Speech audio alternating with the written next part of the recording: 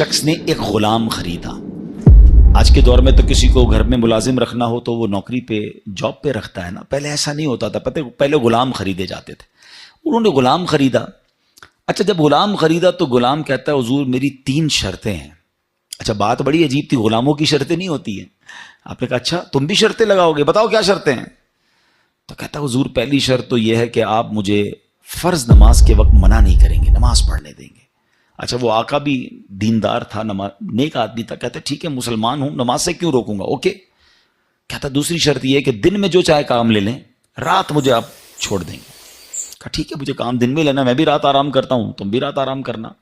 کہتا تیسری شرط یہ ہے کہ آپ مجھے اپنے گھر میں کوئی بھی ایک الگ سے کمرہ دے دیں گے تاکہ میں سیپریٹ رہوں. تو کہا ٹھیک ہے, میں نے بھی یہ سوچا تھا گھر میں بہت سارے کمرے ہیں, غلام کا کمرہ ہوتا ہے تو میں کمرہ دے دوں گا. شرطیں کوئی مشکل تھی نہیں, آقا نے ایکسیپٹ کر لی.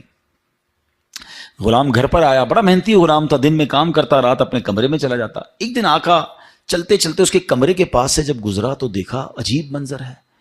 کمرے کی چھت کھلی ہوئی ہے, آسمان سے نور برس رہا ہے, غلام سجدے میں ہے, اللہ کی عبادت کر رہا ہے اور اللہ کو رو رو کر یہ عرض کر رہا ہے کہ میرے مولا میں غلام ہوں, دن میں میری ڈیوٹیز ہیں, اگر یہ کام نہ ہوتا تو میں دن بھی تیری عبادت کرتا, رات بھی تیری عبادت کرتا. آقا بڑا حیران ہوا کہ یہ میرا غلام کیا چیز ہے, ایسی عبادت, ایسا نور اور ایسی گفتگو. اگلی رات ہوئی تو اپنی بیوی کو لیا کہ چلو میں تمہیں ایک منظر دکھاتا ہوں. اپنی زوجہ کو لے کر غلام کے کمرے کے پاس گیا, پھر وہی منظر, چھت کھلی ہوئی ہے, آسمان سے نور برس رہا ہے, غلام سجدے میں وہ ہے اور اللہ سے باتیں ہیں, بڑی کیفیت. جب یہ منظر دیکھا تو وہ میاں بیوی بھی آنسو بہانے لگے, وہ بھی رونے لگے کہ یہ کیسا غلام ہے. صبح ہوئی تو غلام کو آقا نے بلایا اور کہا کہ ہمیں پتہ چل گیا ہے تمہاری رات کی عبادت ہم نے دیکھ لی ہے. تم اللہ سے یہی کہہ رہے تھے نا کہ یا اللہ میں مجبور ہوں, اگر دن میں بھی فارغ ہوتا تو تیری عبادت کرتا, رات میں تو تیری عبادت کرتا ہوں. تو ہم میاں بیوی نے فیصلہ کیا ہے کہ آج کے بعد تم آزاد ہو, جاؤ دن میں بھی عبادت کرو, رات میں بھی اللہ کی عبادت کرو. اچھا ہماری جگہ کوئی ہوتا تو بڑا خوش ہو جاتا کہ چلو یار انعام مل گیا.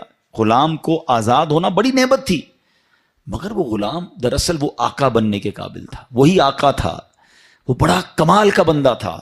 وہ پتہ کیا کہتا ہے, جب آقا نے کہا نا مجھے پتہ چل گیا تم رات کیا کرتے ہو اور اس وجہ سے میں تمہیں آزاد کرتا ہوں, تو وہ غلام اللہ کی بارگاہ میں کہتا ہے یا صاحب السر ان السر قد ظہر, اے راز رکھنے والے مولا, اے صاحب راز, راز تو کھل گیا.